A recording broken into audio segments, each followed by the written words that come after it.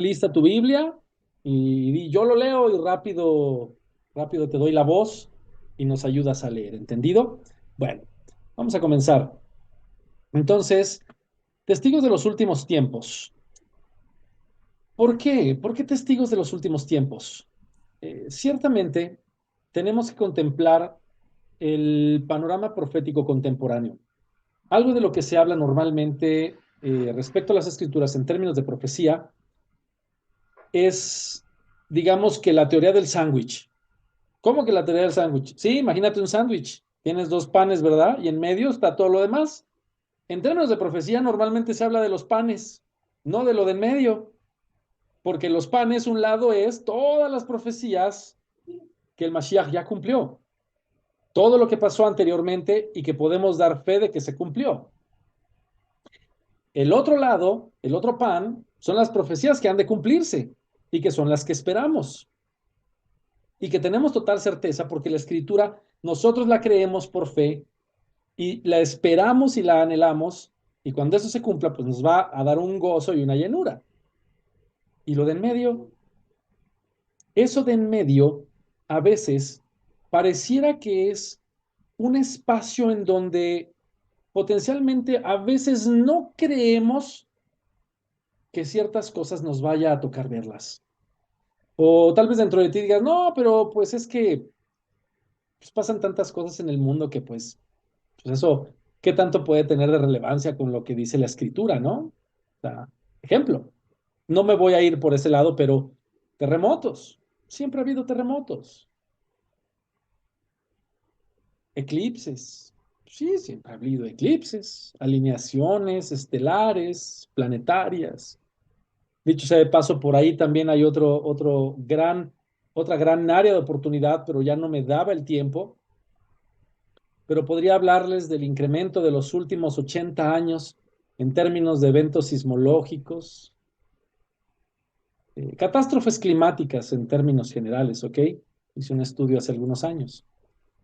Pero si no somos conscientes del tiempo en el que vivimos, y tal vez también, por el contrario, pensamos que ese momento en el que el Mesías ha de regresar por su novia, dicho sea de paso, y ese es un tema en el que mi hermano Rafa va a ahondar más, no lo quiero yo tocar. Um, si no creemos que vivimos en esos tiempos y los vemos lejanos, entonces cualquier evento que suceda alrededor de nosotros lo vamos a potencialmente desestimar. De modo que, hermano, te pido que esas palabras las pongas en oración ante el Ruach y veas si hacen eco en tu corazón. Y si eso es algo que el Padre te está hablando, presta atención y no solo quedártelo, sino también comenzar a alentar a otros. Nota la palabra, no es advertir, no es alertar, es alentar, porque es lo que dice el pacto renovado. Alentados los unos a los otros con estas palabras. ¿Cuáles palabras? Las palabras de que el Mesías ha de volver y que tenemos la fe puesta en el lugar correcto para gloria del Padre. Bueno, una vez que entendimos acerca de esta esperanza del rescate de la novia, entonces ahora hablaremos acerca de ciertos eventos que han ido teniendo lugar en estos últimos 2 siglos, los cuales aportan a la validación de que nos encontramos en los últimos tiempos, disculpen un error de dedo, sin que esto defina, esto es la puntualización importante, sin que esto defina una falsa expectativa de alguna fecha exacta. No estoy queriendo decirte que algo va a pasar mañana, que algo va a pasar en 2 años, que algo va a pasar en 5. Yo tengo algo en mi corazón, pero también sé que hay varias referencias en la escritura en donde si el corazón de los hombres cambia, y yo no soy nadie para saber si el corazón de la humanidad va a cambiar para con el Padre, él, así como en la escritura, agregó más tiempo, retuvo su mano, retrajo su mano del juicio y castigo que tenía previsto. De modo que esto se brinda a manera de contexto. Y insisto, que estemos al pendiente de las cosas que están sucediendo. Bueno, ¿por qué? Porque pues el Padre es el único que conoce el momento exacto cuando, eh, digamos que detonará estos eventos finales, sin entrar ahorita en términos de la escatología eh, y en términos de posturas.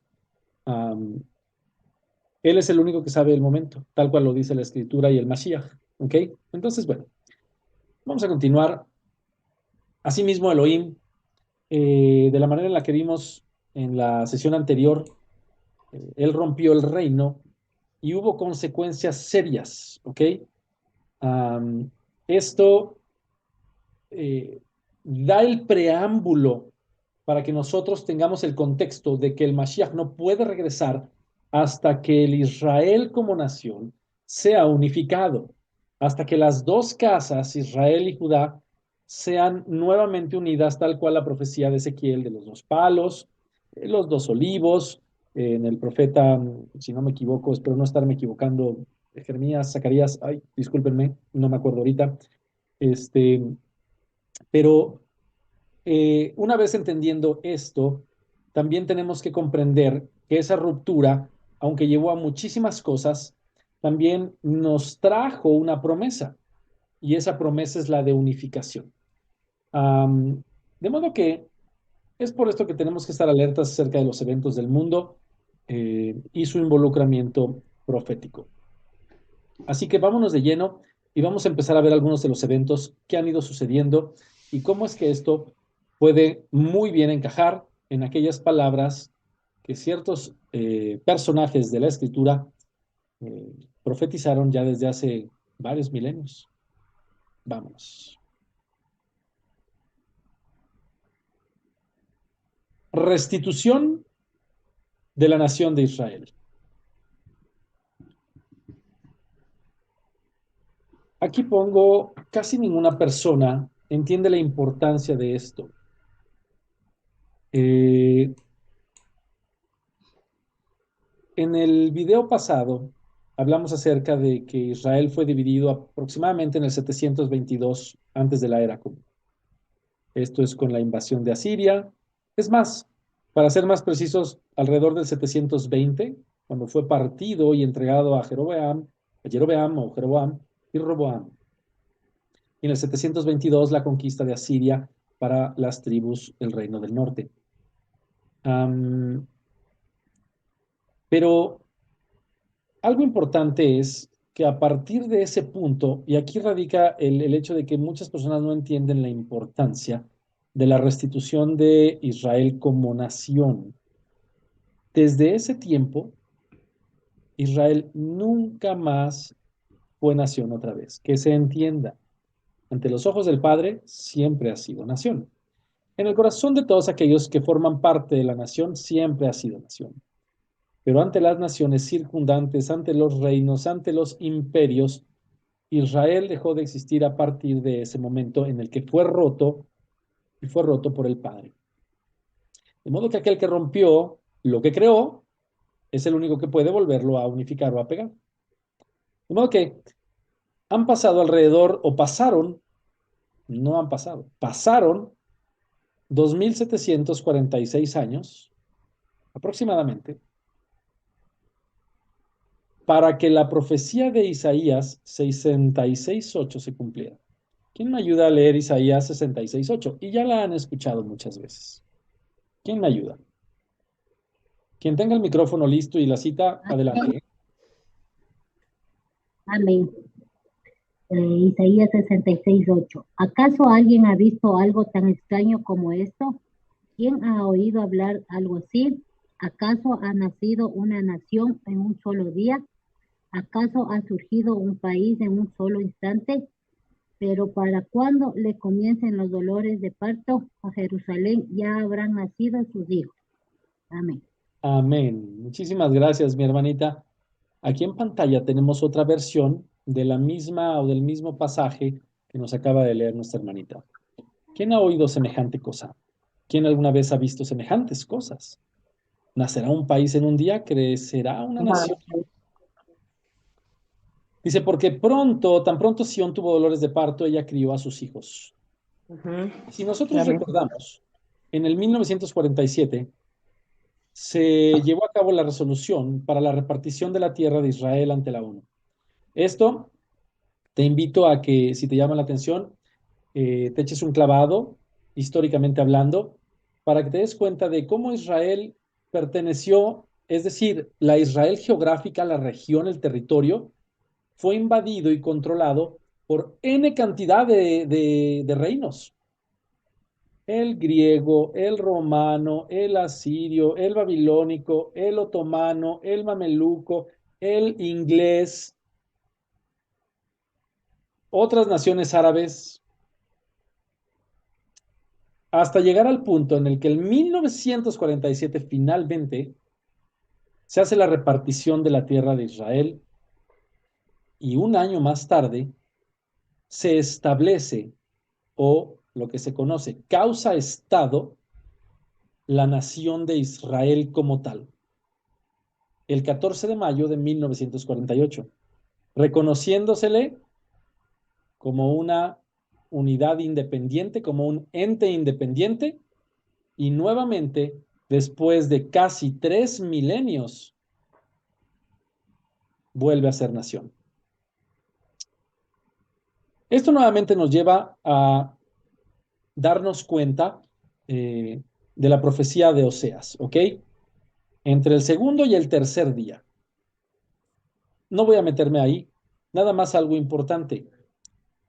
Para aquellos que no conozcan esta parte, verdaderamente échense un clavado y vean cómo fue esa resolución del 47 y el establecimiento del Estado de Israel en el 48 y cómo todo apuntaba a que Israel no iba a ser reconocido.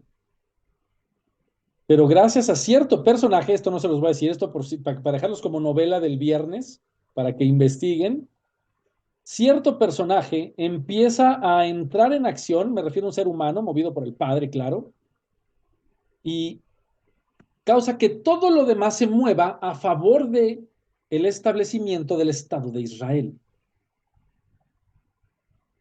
Y es sorprendente, porque literalmente en un día, en menos de un día, se resolvieron todas esas cuestiones que el enemigo quería llevar para que en los corazones de los hombres no reconocieran a Israel, pero en el plan del Padre estaba que sucediera.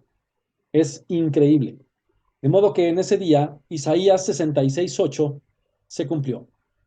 Tú puedes decir vehementemente que has sido testigo del cumplimiento de una de las profecías en los últimos 6 años. Perdón, 100 años. Siguiente.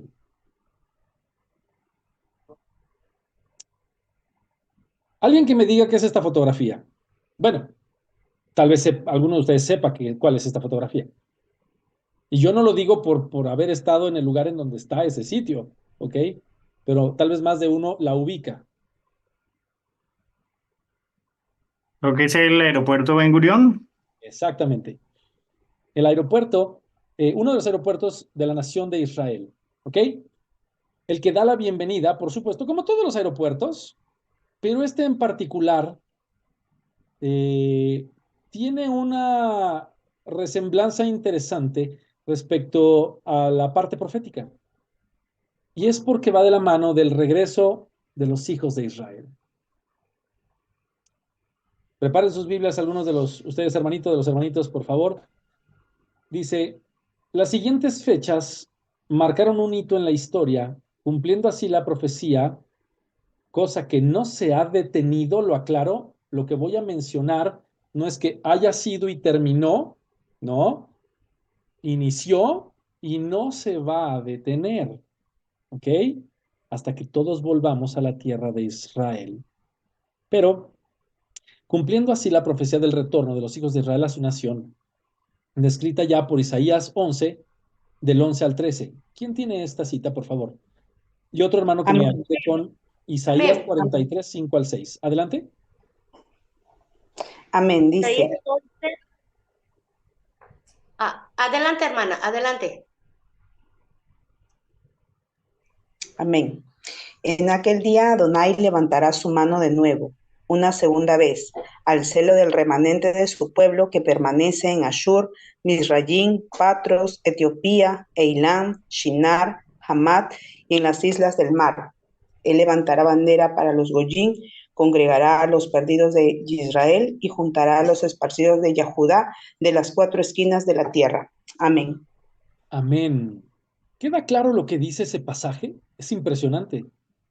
Está estableciendo que tanto a la casa de Israel como a la casa de Judá, como a los Goim, tomando en cuenta el principio de injerción, de ser injertados en el buen olivo, de ser hechos parte de Israel a través del Mashiach, en ese momento ellos cuentan o son parte de esta profecía de que un día los traería de tierras lejanas. Cita algunas y algunas de ellas simplemente tienen una referencia tanto geográfica, literal, como espiritual. No me voy a meter ahí. Simplemente el hecho es, yo te invito nuevamente, créete y sábete parte del plan perfecto del Creador y de que tú, si bien tal vez, y esto no lo sé, pero puede ser que no formes parte de una de las 10 tribus o de las 12 tribus por linaje, si hayas sido injertado y ya en ese momento formas parte de Israel. Y si eres parte de una de las 12 tribus por linaje, por descendencia, y puedes empezar a investigar tus antepasados, gózate igualmente, porque has despertado y un día retornarás a Israel. Primero al espiritual y después al geográfico. Isaías 43, 5 al 6, ¿quién lo tiene? Amén. Isaías Ajá, 43, 5 al 6. 5 al 6.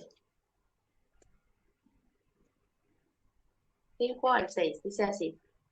No temas, porque yo estoy contigo. Del oriente traeré tu generación, y del occidente te recogeré. Diré al norte, da acá, y al sur, no te detengas, no detengas. Trae de lejos a mis hijos y mis hijas de los confines de la tierra. Amén. Amén. A mí se me pone la piel chinita, decimos en México cuando se te eriza la piel, ¿ok? Se me pone la piel chinita. Cuando escucho estas cosas, porque yo creo fervientemente en eso. Jeremías 16, 14 al 15. Alguien que me ayude, por favor. Amén. Dice así. Por lo tanto, Yahweh dice, los días vienen, cuando el pueblo ya no jure como Yahweh vive, quien sacó al pueblo de Israel de la tierra de Misraim.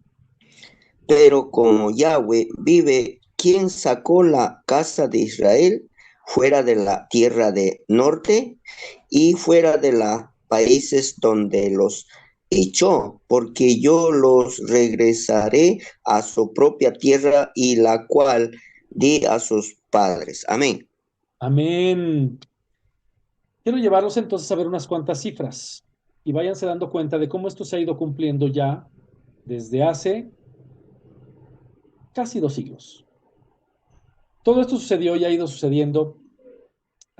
Dicho sea de paso, un poquito de contexto en términos de palabras, ¿ok? En lo que se le conoce como la aliyá.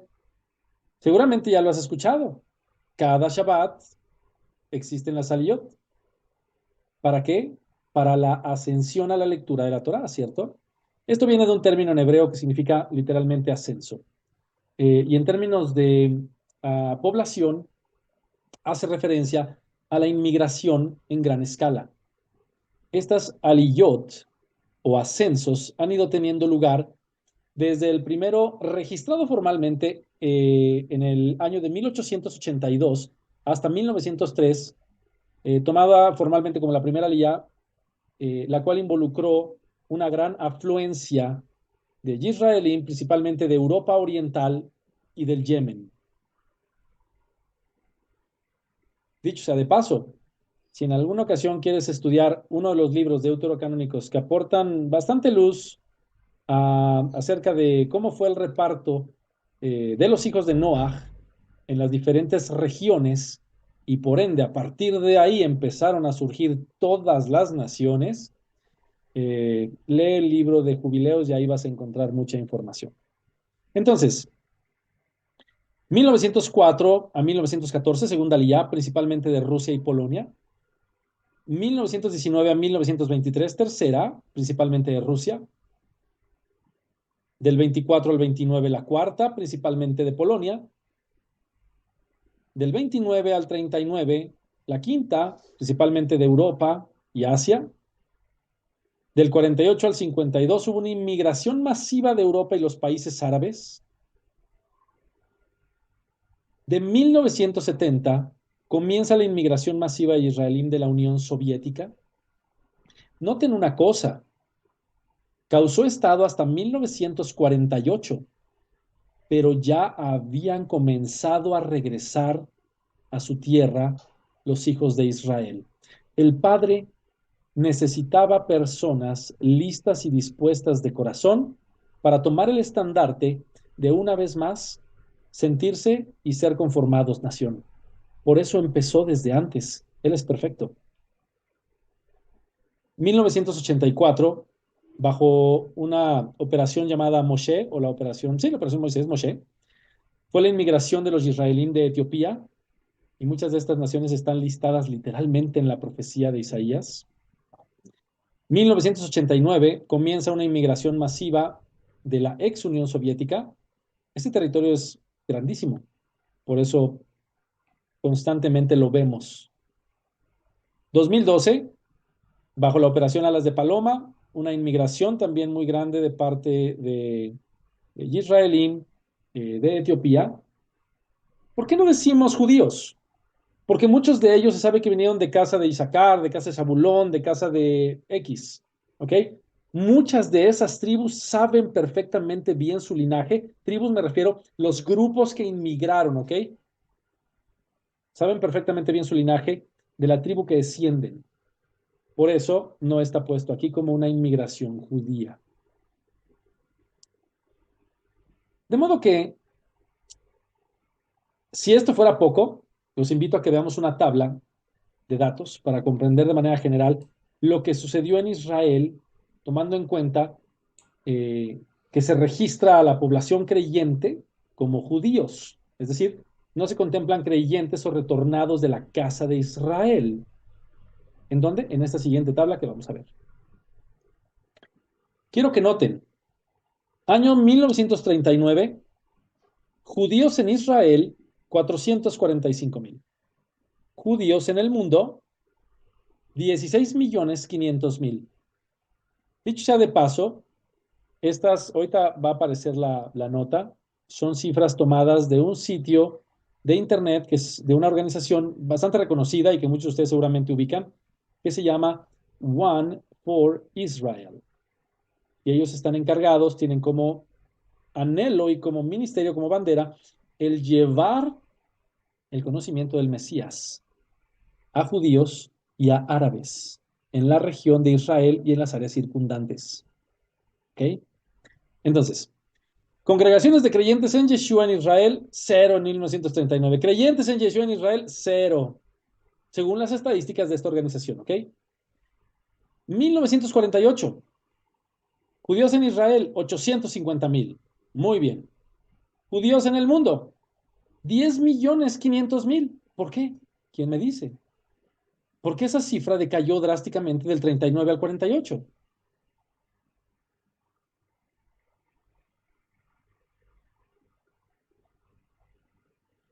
Más de uno de ustedes seguramente sabe el por qué. No tengan miedo El de... holocausto. Gracias, mi hermanito. Porque en ese periodo de tiempo tuvo lugar lo que se le conoce como la Shoah. Algunos le llaman el holocausto. Nosotros entendemos, sin ser rigurosos, que tal vez no es la palabra más adecuada, debido a que eso refiere a un sacrificio, ¿ok? Y a una ofrenda según la Torá. Y aquí se realizó lo que se le conoció como la catástrofe o la Shoah. Efectivamente, como dice mi hermano, estamos hablando del periodo de la Segunda Guerra Mundial, en la Primera, la Segunda y todo lo que ahí aconteció. De modo que la población fue diezmada en alrededor de 6 millones de judíos. Sin embargo, noten algo, congregaciones de creyentes de Yeshua en Israel, 0, pero creyentes tenían un registro de 23 personas.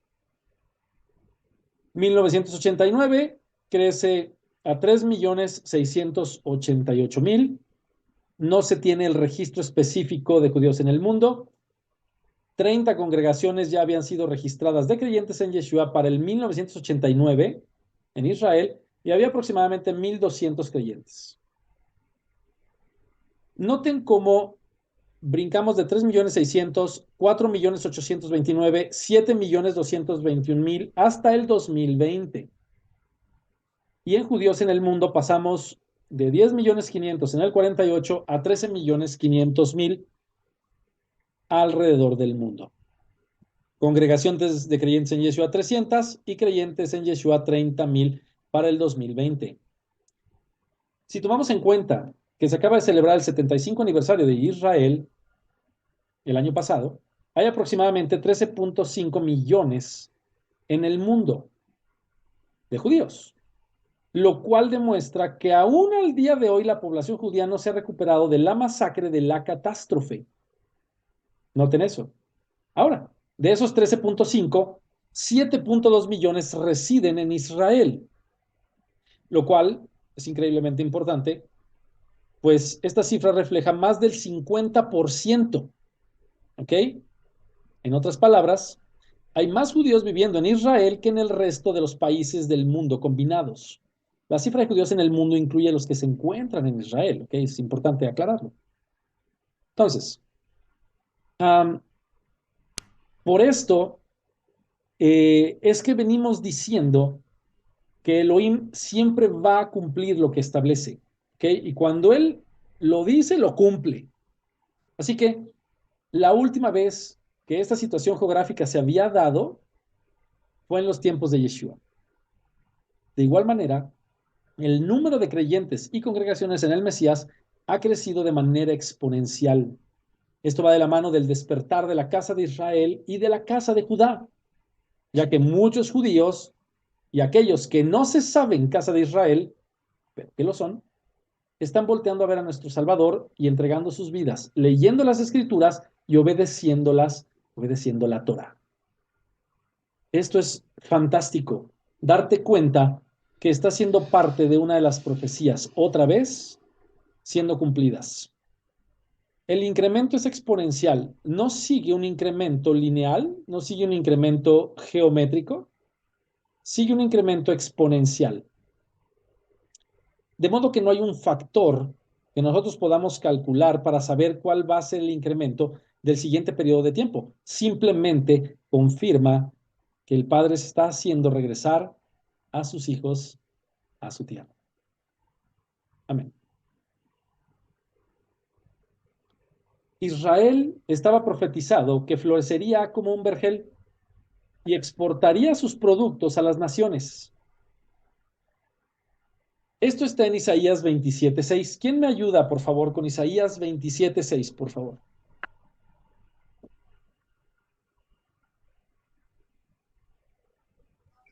Amén. Adelante. Por ahora yo he dado todas estas tierras a mi siervo Nebuchadrezzar, el rey de Babel. Yo también le he dado animales salvajes para que le sirvan. Amén. Isaías 27:6. Segurísima, segurísima, mi hermanita. ¿O me equivoqué Sí. en la cita? Perdónenme. Perdón, yo estoy leyendo Jeremías, perdón. Ok, ya decía yo. Digo, está muy bien la cita, pero como que no cuadraba. Amén, perdón. No importa, Dice, adelante. aquellos que están viniendo son los hijos de Jacob. Israel echará capullos y flores y llenarán al mundo entero con su fruto. Amén. Amén. Gracias al incremento de las lluvias en Israel, también, por supuesto, a la increíble tecnología de riego que el Padre los inspiró a desarrollar, esa de riego por goteo, el Eterno les ha permitido cumplir esta profecía. Pues han hecho florecer el desierto. Claro, las lluvias y la tecnología que ellos han ido desarrollando, todo viene del Padre, lo entendemos. Y en números aproximados, en términos de sus exportaciones anuales de frutas y vegetales, suman un valor de más de 800 millones de dólares, mientras que las flores y plantas ornamentales suman la cantidad de más de 200 millones de dólares. Estas cantidades no son pocas. para un territorio geográfico tan pequeño. Y aún así, Israel se posiciona como un gran exportador de frutas, de vegetales, de flores y plantas ornamentales, viniendo de esta manera a cumplir en gran manera la profecía de Isaías 27.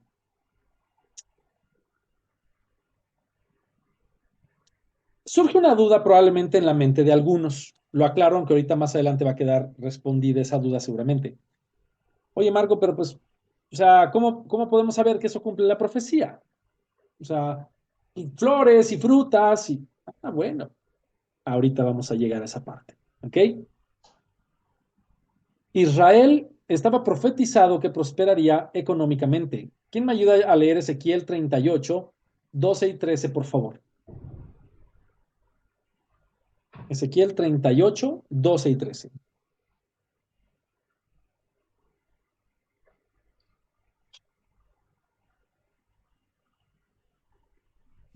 Amén. Adelante. Yo arrebataré despojos y cogeré el botín. Tú atacarás las tierras que estaban arruinadas y ahora habitadas, y vendrás sobre el pueblo reunido de entre las naciones, que ha adquirido ganado y otras riquezas, y están viviendo en las partes centrales de la tierra. Sheba, Dedán y todos los mercaderes prominentes de Tarshish te preguntarán: ¿has venido a arrebatar el despojo? ¿Has reunido tus hordas para saquear, para llevarte plata, oro, ganado y otras riquezas, para llevarte mucho botín? Amén. Amén. Israel se ha convertido en una nación rica, ¿ok? Que se ha ido haciendo de ganado, posesiones, que vive en la parte central de la tierra, tiene oro, plata y muchas cosas más. En el año 2004 exportó más de 30,000 millones de dólares en múltiples artículos. Y si lo ponemos en contraste con Jordania, que exportó menos de 3,000 millones en ese mismo periodo de tiempo, nos damos cuenta de la magnitud. Dicha proeza jamás hubiese sido imaginada. Según las cifras del Fondo Monetario Internacional, Israel creció a una tasa anual promedio del 8.18% en la última década, alcanzando un Producto Interno Bruto de 241,000 millones de dólares en el 2012. Las exportaciones e importaciones totales de Israel alcanzaron un valor de 64,740 millones de dólares, alrededor del 27% del Producto Interno Bruto, y unos 77,590 que se vuelve en el 2012 alrededor del 32% respectivamente, lo cual evidencia la importante situación que el Padre empezó a llevar a la nación de Israel no como una bola de nieve, sino a pasos agigantados, brindándole la capacidad en términos de economía que muchos países no lograron en un siglo. Este dinamismo en el 2019 llevó a que el Producto Interno Bruto alcanzara la cifra astronómica de 394,700 millones de dólares, demostrando una vez más que Elohim prospera a su pueblo, tal cual fue profetizado.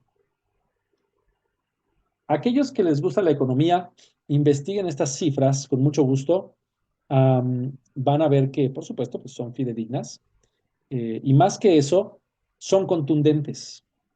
No muchos países, y de hecho son bastante pocos, los que presentan incrementos y capacidades de crecimiento como las que la nación de Israel ha tenido. De modo que lo que Ezequiel profetizó, muy bien, se ha estado cumpliendo.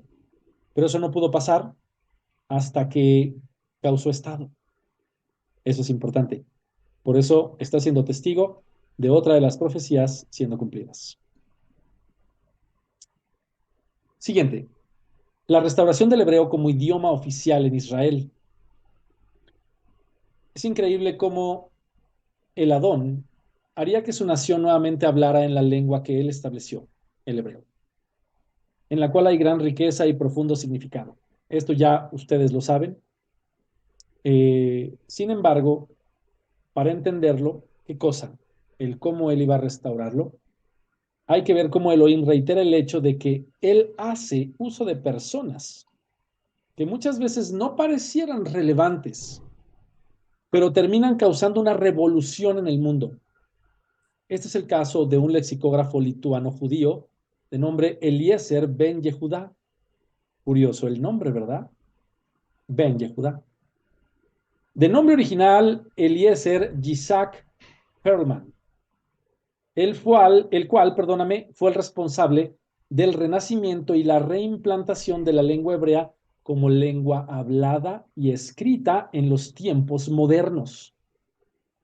Ben Yehudá se puso a trabajar en una nueva lengua que pudiese reemplazar al Yiddish. Entiéndase, nueva, no que la inventara. ¿Ok? Una lengua judeo-alemana. ¿Cuál? El Yiddish. ¿Ok? A la fecha, algunas facciones ortodoxas hablan Yiddish. Y no es tan raro, no es de lo más hablado, pero no es raro que en Israel encuentres facciones principalmente hasídicas, si no me equivoco, hablan Yiddish como parte de su diario dialecto, ¿ok? Y bueno, además de otros dialectos regionales como medio de comunicación habitual entre los judíos. Es decir, él buscaba algo que pudiese reemplazar estos. De modo que Ben Yehudá crió a su hijo, nota el nombre, Ben Sion Ben Yehudá, claro, el cual significa hijo de Sión, íntegramente en hebreo. Rechazó exponerlo a otras lenguas durante su niñez.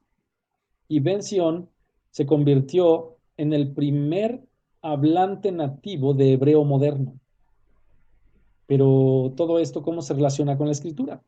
Alguien que me ayude con Sofonías 3, 8 al 10, por favor. Sofonías 3, 8 al 10.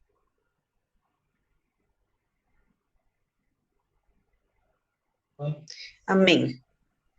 Por lo tanto, esperen por mí, dice Adonai, por el día que yo me levante para testificar contra ustedes, cuando yo decida convocar a las naciones, que reúna a los reinos juntos para derramar sobre ellos mi indignación, toda mi ira furiosa, porque toda la tierra será consumida por el fuego de mi celo.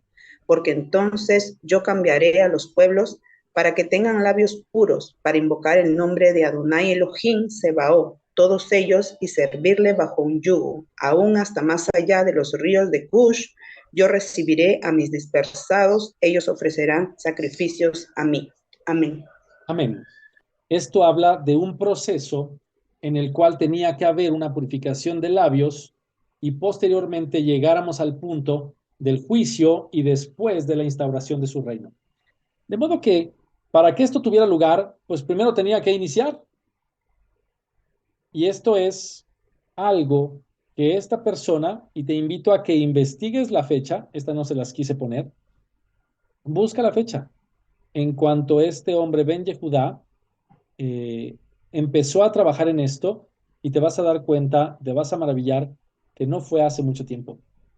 Lo interesante es que a partir de las Aliot, como las vimos anteriormente, todo inmigrante que llega con una lengua distinta debe asistir al colegio para aprender el idioma y así restaurar la pureza de labios en su tierra y nación. De modo que la instauración del hebreo como lengua oficial es también una de las profecías siendo cumplidas ante tus ojos. Nota, pasaron, si no es que cientos de años, prácticamente un milenio, poco menos tal vez, cuando el hebreo se dejó de hablar, ¿ok? De manera coloquial, de manera común, y se le dio una connotación específicamente sagrada para efectos de lectura, pero no se hablaba, ¿ok? Ni se escribía. Así que la restauración de esto deja como testimonio que el Padre no quiere que hagamos uso de sobre espiritualizar las cosas, ¿ok? Ese idioma lo creó Él y lo creó para su gloria. Así que, nuevamente, estamos siendo testigos de otra profecía. La restauración del shekel hebreo o en español, como lo conocemos, el siclo, como moneda oficial. Si tú no sabías, el shekel significa ciclo. Y es ese ciclo que ves en español, en las Biblias, en nuestras Biblias, ¿ok? Cuando dicen un ciclo de plata, un ciclo de esto, o 2 ciclos, ¿ok? Se refiere al shekel. Entonces, lo interesante del asunto es que Elohim no deja nada a la casualidad. Si recordamos que esta era la moneda utilizada antes de Yeshua, y esta, como tal, era necesario que fuese restaurada, tal cual fue profetizado por Ezequiel. ¿Quién tiene, por favor, Ezequiel 45, 12 y 13? Y luego el 16, 12, 13 y el 16. Por favor. Amén. Adelante. 16, 12 y 13. Ajá, 45, 12 y 13 y luego el 16, hermanita, por favor. Pero ese es Ezequiel Ajá. 45. Es Estuve correcto. en 16. No, no te 46. preocupes. Ezequiel 45, 12 y 13 y luego el versículo 16. Muy bien. 12 y 13. Aquí está. Dice, mas cuando el príncipe libremente hiciera holocausto u ofrenda de paz a Jehová, ¿es ese? Sí, ¿verdad? Ajá. Le abrirá la puerta que mira al oriente y hará su holocausto y su ofrenda de paz como hace en el día de reposo. Después saldrá y cerrará la puerta después que saliere y ofrecerá el sacrificio a Jehová cada día en holocausto un cordero de 1 año sin defecto. Cada mañana lo sacrificará. Y ahora el 16. Dice así. Así ha dicho Jehová el Señor. Si el príncipe diera parte de su heredad a Creo sus que hijos. no, mi hermanita. Ahorita estoy revisando y creo que no. ¿Estamos en Ezequiel 45? Ezequiel 46, mi hermano. No, 45. 45, perdón, 12, acá está. Porque sí iba por ahí algo de la ofrenda y esto, pero por eso te dije que sí, pero no, no. Ok. Adelante. 12, 13, Ezequiel 45. Y el Adelante. ciclo será de 20 jeras, Eso. 20 ciclos, 25 ciclos, 15 ciclos os será una mina. Esta será la ofrenda que ofreceréis, la sexta parte de un efa por cada homer de trigo, y la sexta parte de un efa por cada homer de cebada. 16. Todo el pueblo de la tierra estará obligado a dar esta ofrenda para el príncipe de Israel. Amén. Amén. Gracias, hermanita. Ahora sí. Ahora Tenía sí. que ser restaurado el shekel para que esto pudiera tener lugar. ¿Ok? Pues todo el mundo estará obligado a entregar esta ofrenda al príncipe de Israel en Jerusalén. Y esto durante el milenio. Para esto, en 1980, la Knesset, que es la Asamblea o el Parlamento de Israel, restauró el ciclo como la moneda oficial de intercambio en Israel. En 1980. De modo que, nuevamente, puedes saber tu testigo de otra de las profecías, porque para que lo de Ezequiel suceda, esto tuvo que haber tenido lugar. Bendito el nombre del Padre. El conflicto por Jerusalén. Tal cual lo establece en su palabra, Zacarías 12, 1 al 3. ¿Quién me ayuda? Zacarías 12, 1 al 3, por favor.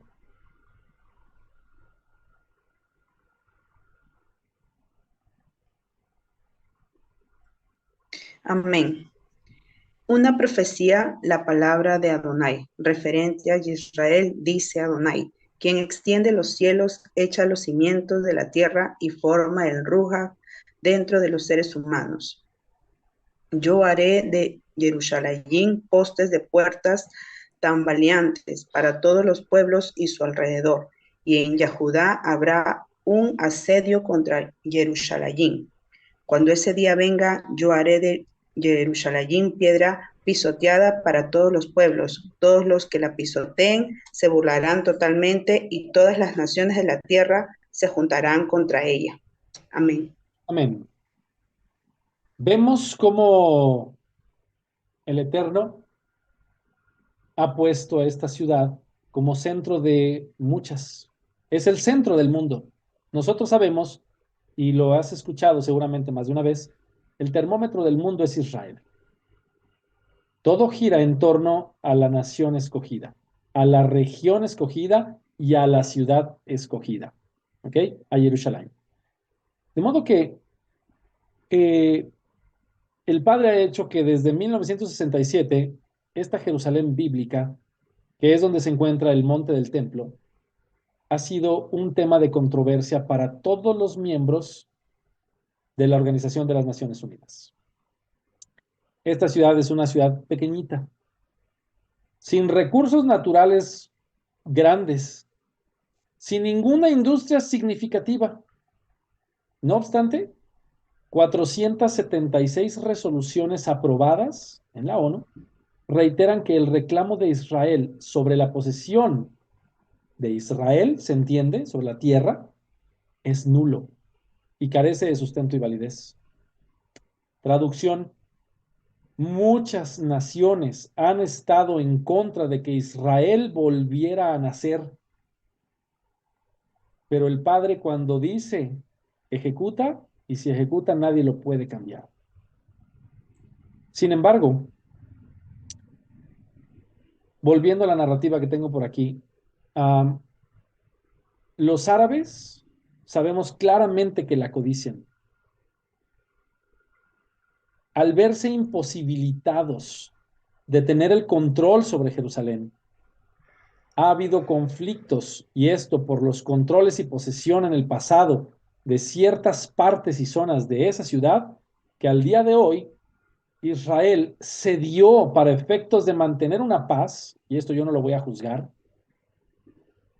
lo que a mi apreciación es una de las partes más importantes de esa ciudad, el monte del templo. De modo que está en control árabe. Y por eso vemos el clásico edificio de Al-Aqsa y el domo dorado. ¿Okay? El Vaticano la considera de su propiedad y a cada oportunidad que tuvo fue implantando iglesias e inventando cosas que a su parecer convenían, torciendo y manipulando las narrativas para enseñar a la gente cosas desviadas de lo que es la verdad absoluta. Pero su presencia ha estado ahí y su deseo es internacionalizarla, porque el ecumenismo es una de las cosas que la Gran Ramera tiene como propósito llevar a cabo en este mundo. Tal como lo profetizó Zacarías, Jerusalén es un problema para todas las naciones del mundo. Y esto no va a parar hasta que nuestro Mesías vuelva. El Líbano la invade, la bombardea cada rato. No digamos nada acerca de la situación actual que tenemos o que se tiene con la región de Palestina, en esa famosa franja de Gaza. Irán siempre ha dicho que los aplastará, los destruirá y los borrará de la faz de la tierra. Turquía es uno de los que siguen y están de la mano de Irán. Irak, sin haberse proclamado en muchas ocasiones, está fondeando y de parte tras bambalinas, siempre yendo en contra de los principios de la nación santa. Y así podría seguir, y le sorprendería cuántas naciones, incluidas tristemente muchas de las nuestras, no están a favor del pueblo de Israel. Si esto te interesa, investiga las políticas de tu país y ve realmente cuál es su postura con respecto a la nación santa. Y de ahí te van a venir muchas respuestas de probablemente por qué tu país o el mío están en donde están. ¿Por qué? Porque se cumple la profecía. ¿Cuál profecía? La profecía, y aquí viene una que pues, no lo metí porque no fue hace 200 años, fue hace muchísimo más, la profecía que el Padre le hizo a Abraham en forma de promesa, que todo aquel que te bendijere, él lo bendeciría. Y todo aquel que te maldijere, él lo maldeciría. Así que no es de extrañarse que toda nación contraria a Israel tenga penurias, catástrofes, conflictos y demás. Muy bien. Esta es una de las que a mí más me gustan. ¿Todos conocen esta foto? Bueno, obviamente no creo que la conozcan como tal, pero me imagino que pueden intuir que esta fotografía pertenece a cierto lugar en Israel. ¿Y cuál lugar creen que sea? El Mar Salado. El Mar Salado. Muy bien, mi hermano, te agradezco muchísimo. Y dijiste bien, porque de muerto no tiene nada. Es el Mar Salado. ¿Ok? La restauración del Mar Muerto. Lo puse así porque es la manera en la que la gente lo conoce más, ¿ok? Pero bien dijiste. Todos sabemos qué fue lo que se sucedió a esta región, ¿ok? El Shaddai hizo llover fuego y azufre sobre la región de estas 4 ciudades. ¿Cuáles 4 ciudades? Bueno, las que vemos reportadas en la escritura, ¿verdad? Adma, Seboim, Zoar, esa es la quinta, esa la salvó, no la tocó, pero Adma, Seboim, Sodom y Amorá, o Sodoma y Gomorra, ¿ok? Fueron 4 las que recibieron juicio y una fue librada por petición de Lot. Pero a partir de ese momento, ese lugar quedó desolado. El juicio fue tan duro que esa tierra quedó totalmente estéril y nada volvió a crecer desde ese momento. Y si tú revisas la escritura en las parashot anteriores, vas a ver una de ellas en donde dice que Lot, cuando Abraham le dice que ya no pueden estar juntos porque el tamaño de sus rebaños es demasiado grande y hay conflictos, le dice, yo me iré a la izquierda si tú vas a la derecha, y si tú vas a la derecha, yo me iré a la izquierda, así que tú puedes elegir hacia dónde ir. Y claramente la Torah dice que Lot miró desde lo alto y vio la región de Sodoma y Amorá y vio que era hermosa, verde, con ríos, con afluentes, que era hermosa la vista, deseable para para el ganado. Y ahí fue a donde se dirigió. Sin embargo, no es nada parecido con lo que existe ahora. De modo que se volvió el lugar con el índice más alto de salinidad y de hecho el punto más bajo en términos de altitud, de superficie, que en el planeta, de altitud. Curiosamente, por eso decimos que de muerto no tiene nada, porque al ser el punto más bajo, nota aquí una perla que el Padre nos da. Es el lugar más salado y al mismo tiempo el que recibe la mayor cantidad de oxígeno de todo el planeta. Por eso muchísimas afecciones, dolencias, enfermedades, la gente va al Mar Salado, a esa región, y empiezan a mejorar en sus condiciones. Porque el alto índice de oxígeno empieza a beneficiarles en múltiples maneras. ¿Okay? Investígalo, te invito, y vas a ver que esto es una bonita perla en donde el Padre dijo, yo te restituyo de esta manera. De modo que aquí se intenta mostrar una aparente antítesis de lo que es el Mar Muerto, porque este produce vida, produce sanidad. Bastante interesante. Pero eso no habla acerca de ninguna profecía. De modo que centrándonos nuevamente, esto desde el 2016, un fotógrafo de nombre Noam Bedein fue a hacer unas tomas a esta región y notó que empezaron a crearse pozas circulares a las orillas del Mar Muerto. Estas impedían el libre tránsito de las personas y de vehículos, por lo que lo vieron como un inconveniente, pues estas han continuado surgiendo. Lo que no habían notado es que en estas había fauna marina, pequeños peces y juncos, pues para su sorpresa, el agua que contenían era dulce, a las orillas del Mar Muerto, ¿ok? Después de 3 años de no regresar de manera frecuente, cuando él vuelve una vez más en el 2019, notó que había una especie de conductos, esto ya dentro del mar, ¿ok? Que venían desde la base, desde el fondo del mar, como si fueran chimeneas, ¿ok? Pero lo más increíble es que parecía que brotaba agua de ellas dentro del mismo mar. Así que después de analizar esto, encontraron que efectivamente agua dulce brota de estas chimeneas. Y dicha agua proviene del monte Hebrón y Jerusalén. No solo eso, que estas fuentes tenían al menos 6 años produciendo esto. Es decir, se encontró que las fuentes subterráneas provienen de estos dos lugares y estos han estado restaurando el mar Salado desde hace prácticamente 6 años, es decir, desde el 2013, ¿ok? Para el momento del descubrimiento y el análisis. Al día de hoy serían, discúlpame, no son 8 años, son 2003 a 2023, 2024, 11 años, pero para concluir este punto, debemos entender que esto es algo que ya estaba profetizado. ¿Quién me ayuda a leer Zacarías 14:8, por favor?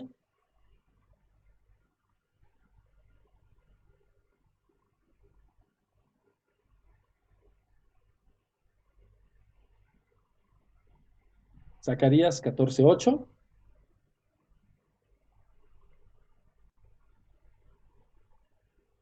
A alguien más le voy a pedir Ezequiel 47:8 al 10. Y también tenemos Vamos con Zacarías 14:8. Adelante, hermano.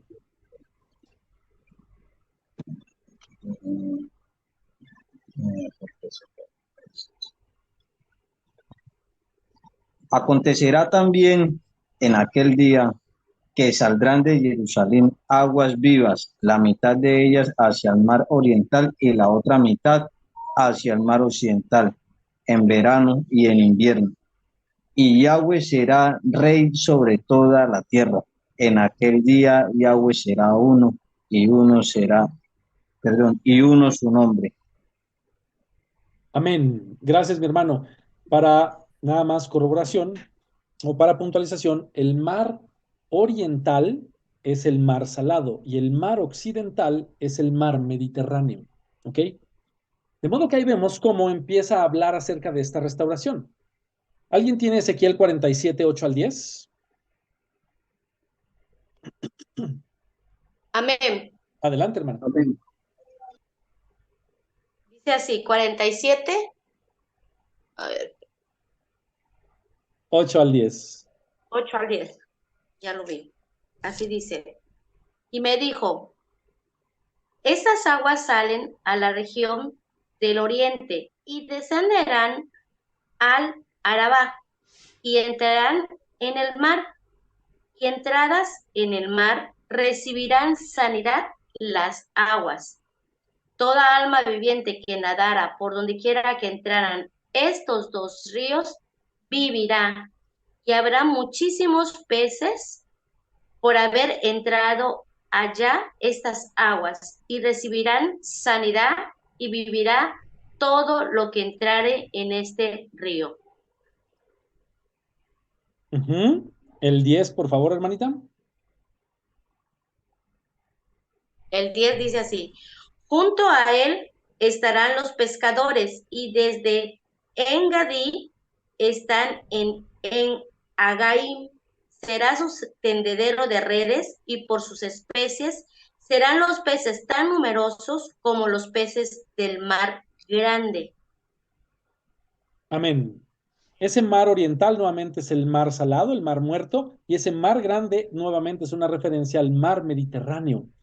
Noten cómo el Padre está hablando acerca de la restauración y de cómo se llenará de vida y nuevamente los hombres regresarán a pescar, a tender sus redes y serán tan abundantes los peces como en el mar Mediterráneo, cosa que es humanamente impensable por la dimensión de uno y el otro. ¿Quién me ayuda con Isaías 35:7? Amén. Adelante.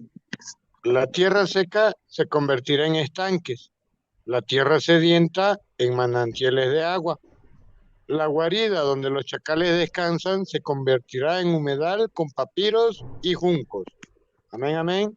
Amén. Les invito, por favor, ya no me da tiempo. Hay bastante videografía de testimonio para esto. Y es un fenómeno que al principio no lo entendían. y cada vez más hay más de esta especie de chimeneas, la cual tiene una explicación peculiar, y es que el agua dulce y el agua salada, ustedes deben saberlo, no se mezclan. De modo que al entrar una fuente de agua dulce a una fuente de agua, a un gran pozo, a una gran concentración de aguas saladas, el agua dulce tenderá a irse a la superficie y el agua salada tenderá a englobar, a circundar el agua dulce. De modo que es por eso que se forman estas especies de chimeneas. Conforme el agua dulce intenta entrar, el agua salada les va brindando salida. Y mira lo más impresionante. Empiezan desde Jerusalén y desde el monte Hebrón, tal cual la profecía de Zacarías lo estableció. Si no sabías esto, mi hermano, gózate, porque esto no es poca cosa. Esto es el principio de la restauración del mar salado.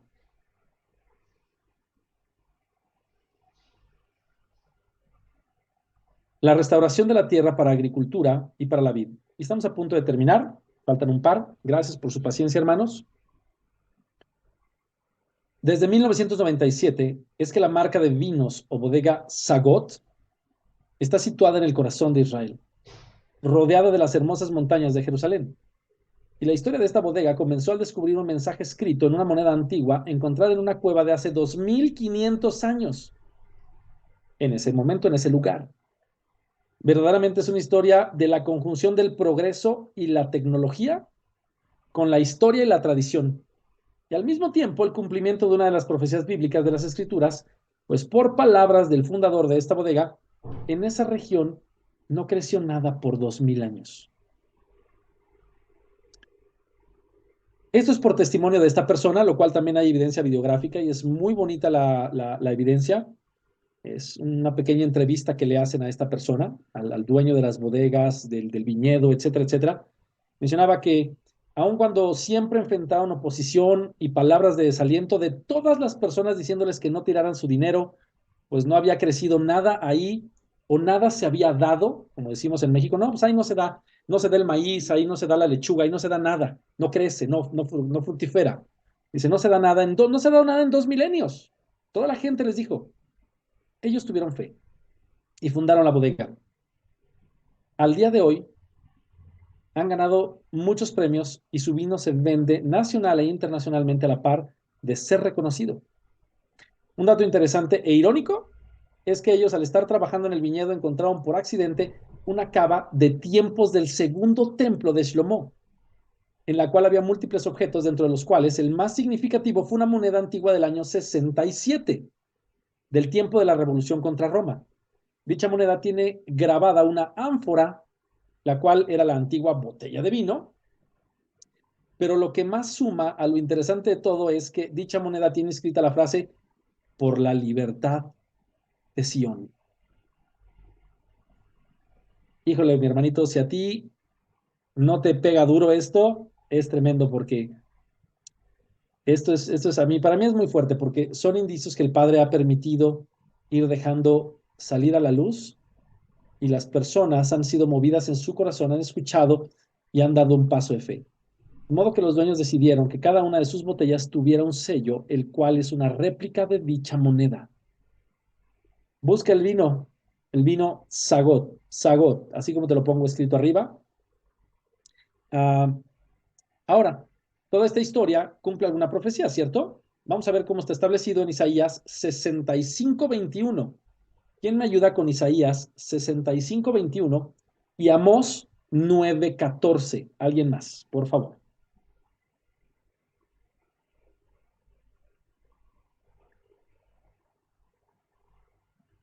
Amén. Adelante. 65:21 de Isaías. Adelante. Dice así, edificarán casa y morarán en ellas, plantarán viñas y comerán el fruto de ellas. Amén. Amén. Adelante. Amós Y 9. traeré del cautiverio a mi pueblo Israel, y edificarán ellos las ciudades asoladas, y las habitarán y plantarán viñas y beberán del vino de ellas y harán huertos y comerán el fruto de ellos. Amén. Y nuevamente, gracias, uno puede pensar, bueno, pues hubo viñedos en varios lados. Sí, el punto es que aquí en 2000 años no creció absolutamente nada. ¿Recuerdan lo que hablamos de las frutas, lo que hablamos de las flores, de los vegetales, de las flores ornamentales, las plantas ornamentales? El viñedo viene a corroborar estas otras profecías. Y todavía no terminamos de ver siquiera el fondo del por qué se consideró literalmente un milagro el que una plantita verde pudiera crecer. Y aquí viene. El reverdecimiento de las montañas de Israel. Esto viene a aportar a este mismo contexto, ¿ok? De restauración de la tierra. Por testimonio de una pareja que vive en Israel, y los cuales pueden ser encontrados en las redes sociales como Sergio and Roda, o Sergio y Roda, probablemente más de uno de ustedes los ha visto. Ellos brindan un testimonio videográfico acerca del reverdecimiento de las montañas anteriormente desérticas. Principalmente, estamos hablando de los altos del Golán, ¿ok? Siendo estas cubiertas por verdes pastos y hermosas flores, ríos corriendo.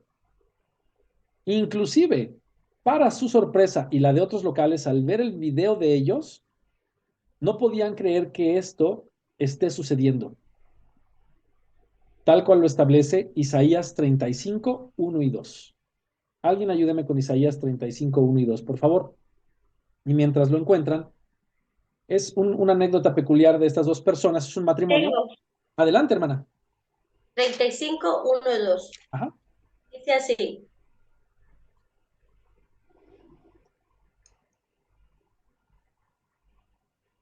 A ver. Adelante, ¿eh? Sí. A ver. 35, 1 y 2. Se alegrará el desierto y la soledad.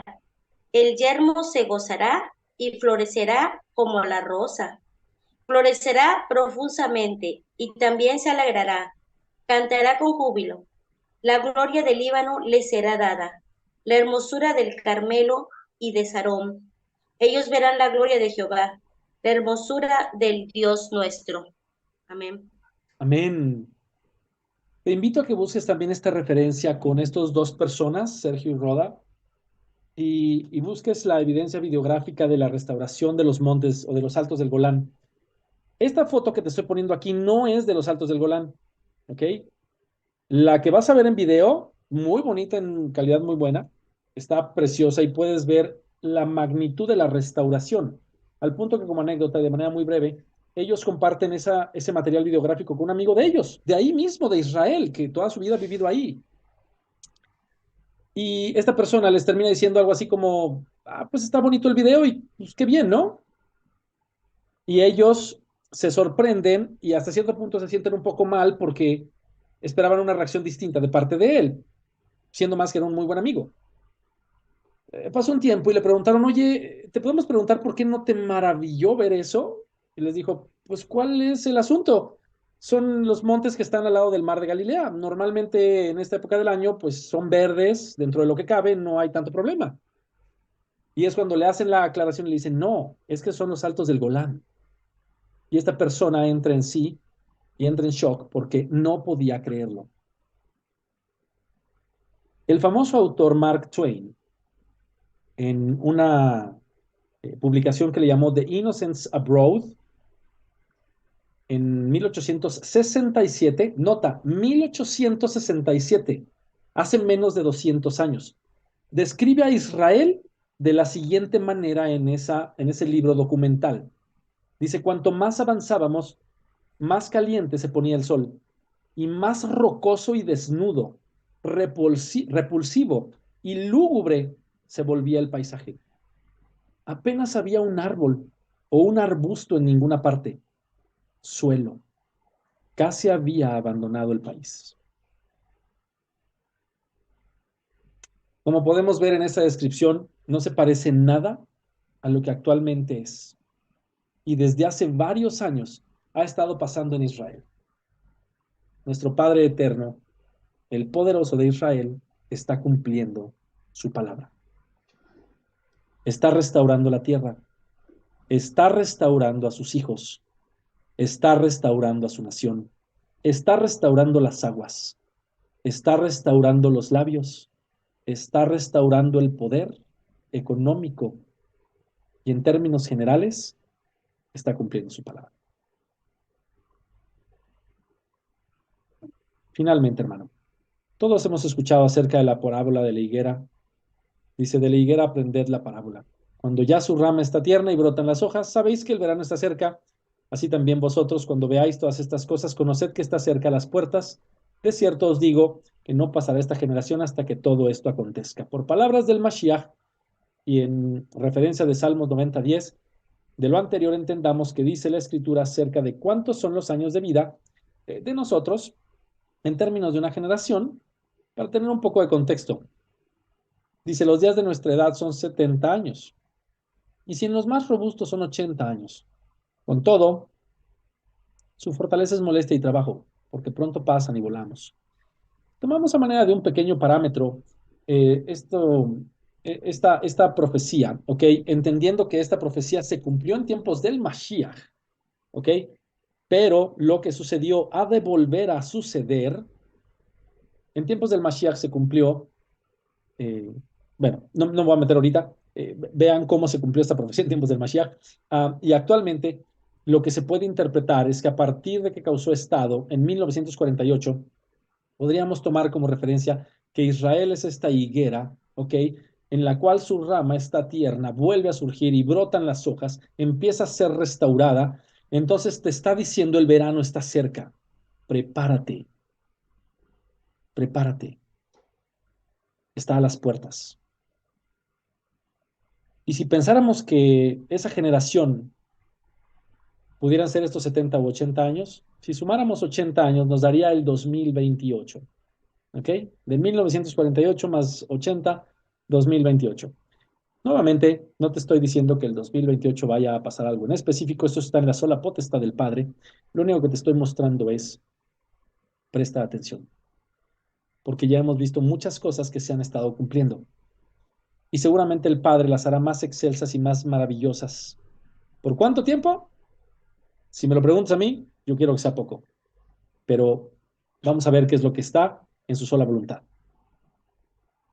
Bendito sea el nombre del Padre. Yo les doy gracias. Con esto concluyo. Espero haya sido revelador, haya sido algo que tal vez tú no habías escuchado, que tal vez no habías visto, pero ahora ya eres partícipe del conocimiento. Y esto te hace vocero de las profecías que se han estado cumpliendo en tus tiempos.